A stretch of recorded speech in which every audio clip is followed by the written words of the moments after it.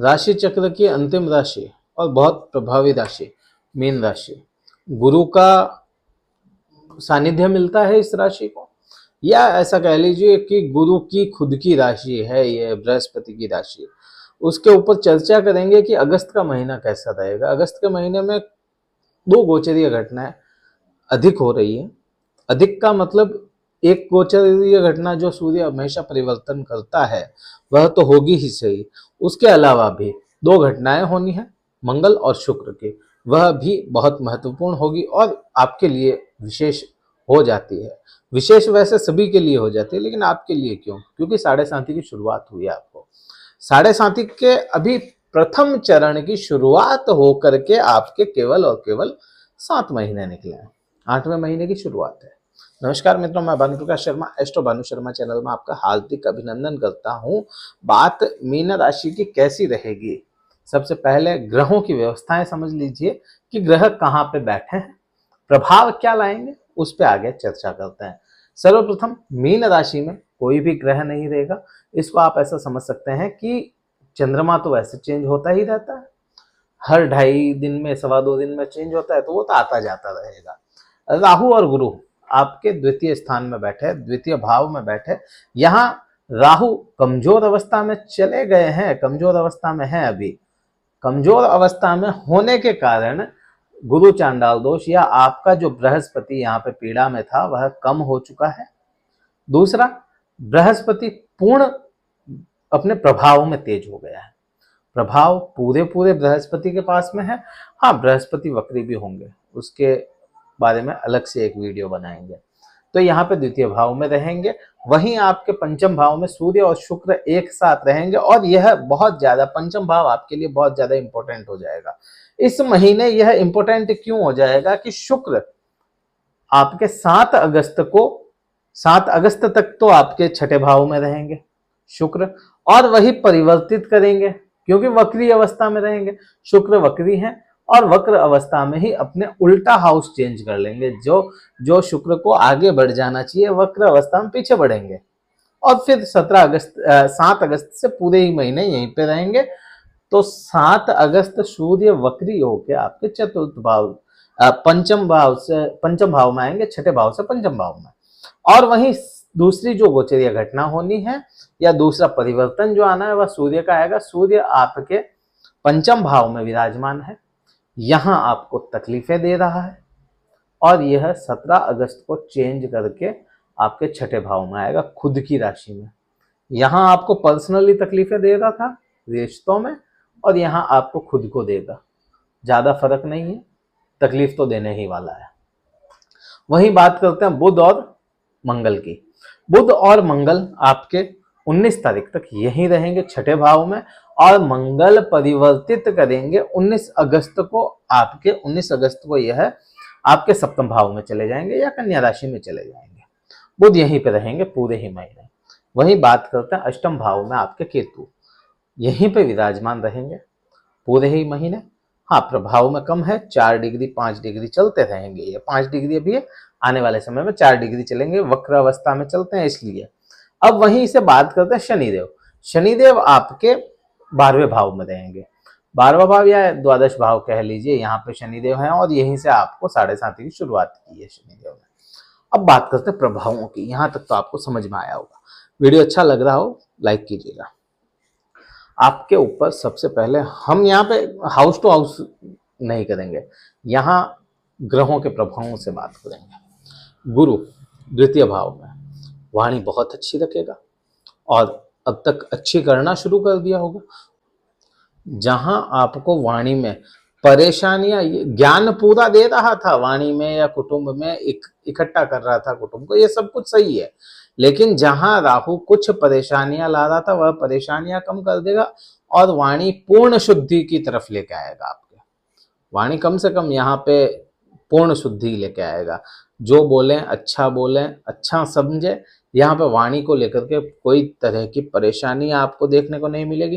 परिवार से संबंध अच्छे रखने की कोशिश करेगा अभी बृहस्पति, इस महीने और अगले महीने भी बृहस्पति का प्रभाव यही आएगा आप पे।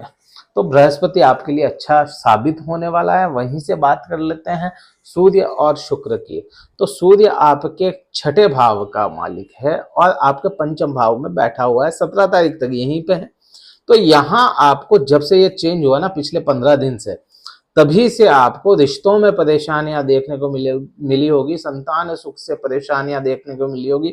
जो लोग विद्यार्थी है, पढ़ने में मन नहीं लग रहा होगा, तो वह सारी चीजें 17 अगस्त के बाद में सब चीजें खत्म होती हुई दिखती है, कम होती हुई दिखती है आपको यह चीजें। तो यहाँ पे प्रभाव यह आएगा आपको। और वही बात कर लेते हैं तो आपको पूरा पूरा साथ मिलेगा आपकी प्रेमिका का। यहाँ पे जब 17 तारीख को यह परिवर्तित कर जाते हैं तो पूरा पूरा साथ मिलेगा प्रेमिका का।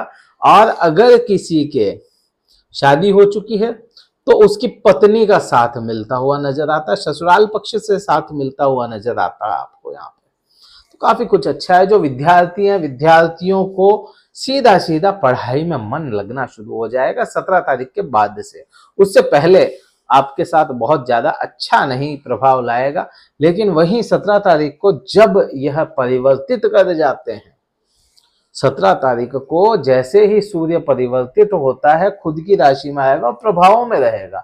तो यहाँ पे आपके किन चीजों को इफेक्ट डालेगा, यहाँ पे जो बुध को भाव मिले आपका सुख भाव और आपका यहाँ पे पार्टनरशिप का भाव या पति पत्नी की पार्टनरशिप का भाव, तो यहाँ पे इफेक्ट डालेगा। हालांकि बुध और सूर्य मित्र होते हैं, लेकिन इस कुंडली को देखेंगे या इस चार्ट को देखेंगे तो इसके लिए मारक ग्रह हो जाता है। तो यहाँ पे इफेक्ट बाध्य हो जाता है। सूर्य चाहे गुरु का बहुत अच्छा दोस्त है, लेकिन बाध्य हो जाता है यहाँ पे प्रभाव लाने के लिए बुरे। तो सुखों में यहाँ पे कटौती करेगा 17 तारीख के बाद। उससे पहले कोई ऐसी दिक्कत नहीं है, पार्टनरशिप में भी दिक्कत नहीं है, लेकिन 17 तारीख के बाद से यह पार्टनरशिप में दिक्कतें करना शुरू कर देगा। तो प्रभाव यह आता है। वही बात करते हैं 19 तारीख को। 19 तारीख को यह चेंज करेगा मंगल आपके सप्तम भाव में चला जाएगा। यहां एक चीज देखें, भाग्य जोड़ेगा। भाग्य किन से जोड़ेगा? पार्टनर्स से।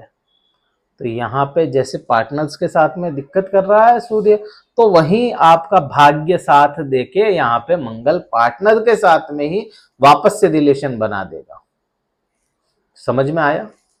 नहीं आया होगा, क्योंकि मंगल भाग्येश है, तो भाग्येश का प्रभाव तेज रहता है पार्टनरशिप के भाव में। तो यहाँ केवल पार्टनरशिप की बात कर रहा हूँ, सुख भाव की नहीं कर रहा हूँ। सुख भाव तो वैसा का एज इट इज सूर्य यहाँ पे प्रभाव लाएगा, लेकिन पार्टनरशिप में मंगल अपना इफेक्ट डालेगा, हस्तक्षेप कर देगा। तो 17-18 तारीख तक 2 दिन तो यह रहेंगे, 19 को यह चेंज कर जाएगा। 2 दिन के लिए आपको पार्टनर से परेशानी देखने को मिल सकती है, उसके बाद में दिक्कतें नहीं है। 17 तारीख के बाद में किसी प्रकार का लोन लेना पड़ सकता है, सरकारी कार्य आपका उलझ सकता है, तो उस चीज का आपको विशेष ध्यान रखें। किसी से वाद विवाद ना करें, वाद विवाद में फंस गए तो लंबे चले जाएंगे। वाद विवाद ना करें, क्योंकि बुध और सूर्य यहाँ पे रहेंगे, सूर्य अपने प्रभाव में रहेंगे। सूर्य के पास में खुद की राशि है और वहीं शनि की राशि भी सामने ही हो जाती है, बिल्कुल 7वीं दृष्टि। तो यहाँ पे सूर्य फुल प्रभाव में है, मीन्स खुद की राशि में हो गया, खुद के किले में बैठा है। शनि खुद के किले में बैठा है, दोनों बाप बेटे एक दूसरे के किले में, खुद के किले में बैठे हैं, तो और वो भिड़ंत करेंगे और आप बीच में फंस जाओगे, पिस जाओगे। तो इसलिए वाद विवाद किसी से नहीं करें, तो यह आपके लिए समय अच्छा रहेगा। वीडियो अच्छा लग रहा हो लाइक कर दीजिएगा और शेयर जरूर कीजिएगा। तो अब यहाँ पे बात करते हैं आगे।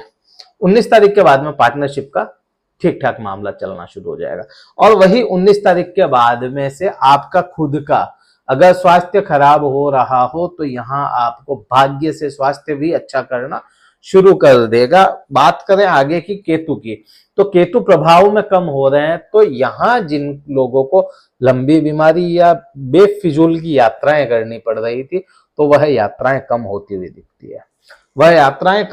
दिखती है, और यहीं से ससुराल पक्ष का जैसा बताया ना कि साथ मिलेगा, तो आपको यहाँ पे ये जो भी लंबी बीमारियां थी उनको सही करने के लिए केतु बड़ा योगदान करेगा कि वह कमजोर हुआ। तो यहाँ से लंबी बीमारियां आपको ठीक हो जाएगी। अब बात करते हैं आगे। आगे की बात करेंगे तो शनि की ही बात कर लेते हैं सीधे।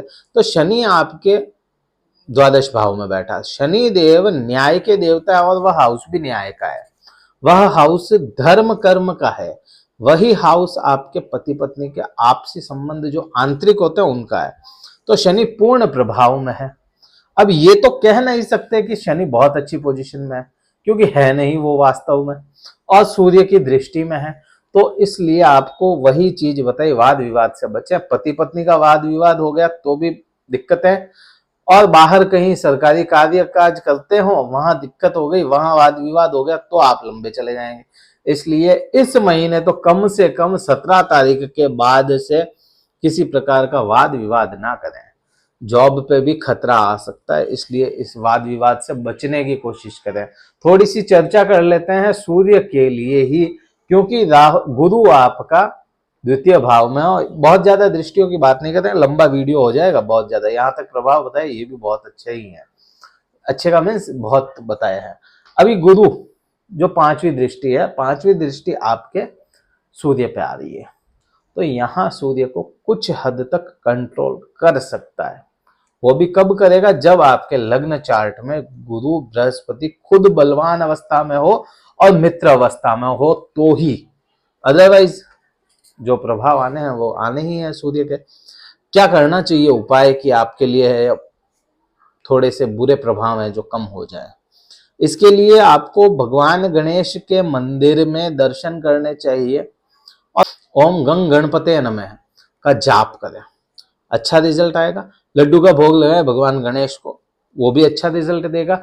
ओम ग्रां ग्रीं ग्रोम स गुरुवे नमः का जाप रोज सुबह शुरू कर दें, रिजल्ट आपको अच्छा आएगा। आप चाहें तो शनि मंदिर में भी दर्शन कर सकते हैं, लेकिन केवल शाम के समय करें तो रिजल्ट शनि देव अच्छा देने के लिए बाध्य हो जाएंगे। इस वीडियो में हमने काफी बारीकी से समझाने की कोशिश की, बताया काफी प्रभाव। अच्छा लगा हो लाइक कीजिएगा, शेयर कीजिएगा, सब्सक्राइब करना मत भूलिएगा। इस वीडियो में इतना ही था। जय हिंद, वंदे मातरम, भारत माता की जय।